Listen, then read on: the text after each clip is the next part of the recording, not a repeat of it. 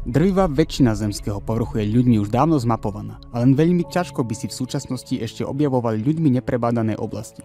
Aj keď dali by sa ešte nájsť od civilizácie oddelené lokality, či už na ostrove Papua Nová Guinea, poprípade v hĺbke pralesov Južnej Ameriky, Afriky či v ďalekých kútoch Sibíre.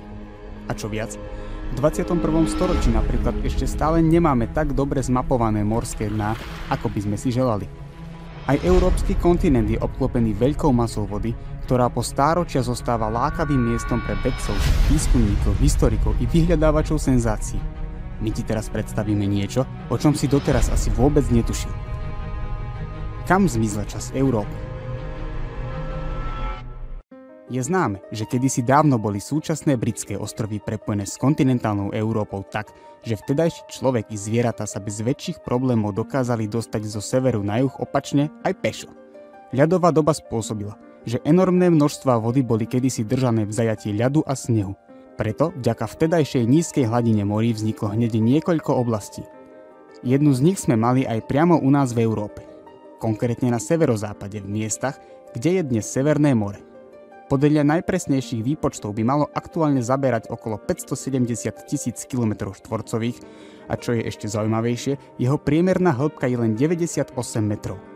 Keď sa pozrieš na rozdelenia jednotlivých hĺbok, pri pohľade na priložený obrázok ti môže prísť, že je to smiešne málo. Totižto, na mieste, kde sa dnes spomínané Severné more nachádza, nebola vždy masa vody. Veľmi dávno, ešte počas doby kamennej, sa praveká Európa odlišovala od svojej dnešnej podoby. Ľudia ešte stále žili svojím jednoduchým spôsobom života, lovili zvieratá, zbierali bobule a podobne.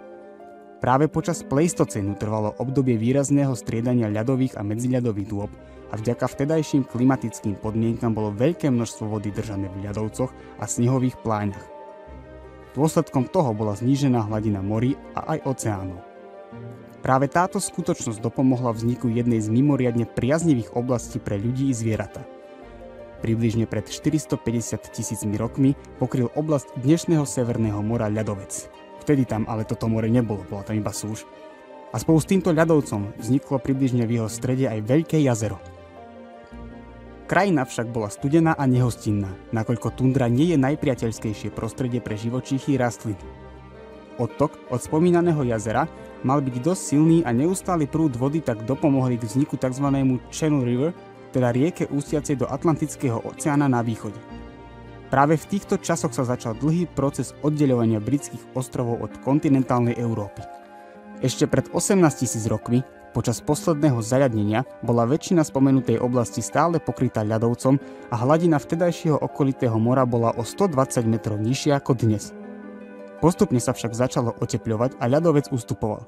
Sled udalostí a príroda sama tak umožnili vznik zaujímavého miesta.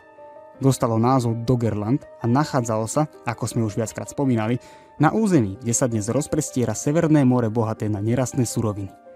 Aj kedysi išlo o významné miesto.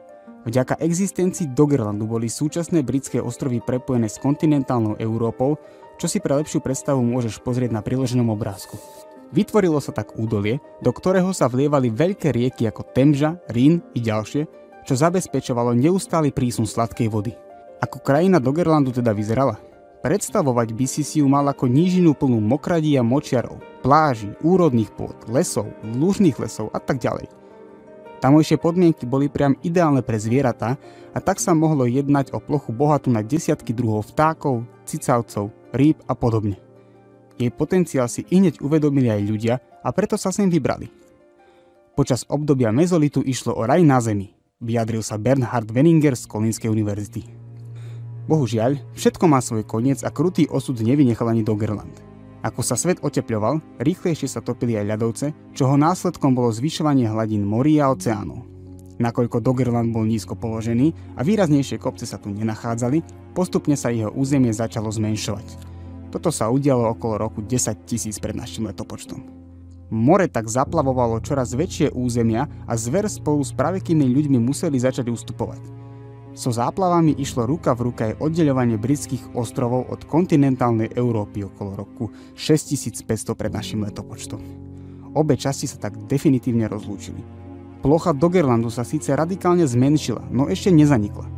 Približne v rozmedzi 6100 až 6300 pred našim letopočtom došlo k veľkej katastrofe.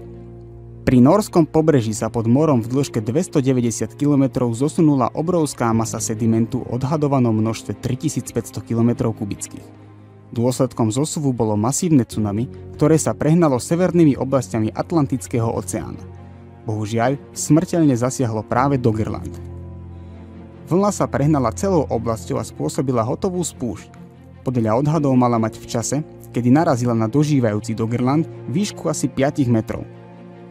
Existuje ale možnosť, že kúsok Doggerlandu ešte zostal vyčnievať nad hladinou mora, no niekoľkokrát o menšej rozlohe ako počas svojich najlepších rokov.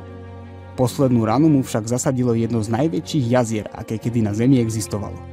Jazero Agassiz malo rozlohu až 440 000 km2, dosahovalo maximálnu hĺbku okolo 200 metrov a nachádzalo sa v severných oblastiach dnešnej Severnej Ameriky.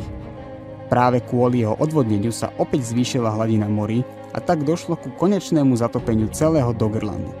Severné more tak dostalo svoju súčasnú podobu. Čo je ale v dnešných časoch pre nás zaujímavé, je hľadanie historických artefaktov, predmetov i nástrojov. Nakoľko ľudia boli v tejto nížine usadení, určite po sebe zanechali celý rad vecí, ktoré ešte stále čakajú na nájdenie. Významné objavy z danej oblasti sa doposiaľ podarili hneď niekoľkým osobnostiam. Medzi ne patrí napríklad Clement Wright, Brit, ktorý tu našiel zvyšky suchozemských zvierat. Postupom rokov došlo k nálezom kostier mamuta, leva, no nezaostávali ani ľuďmi vyrobené nástroje. Dokonca sa zaknihovalo aj objavenie lebky neandertálca, starej cca 40 000 rokov. Nakoľko pri hľadaní ďalších zvyškov dávnych dôb je najväčšou prekážkou práve prítomnosť Severného mora, určite na budúcich hľadačov čakajú ďalšie zaujímavé predmety.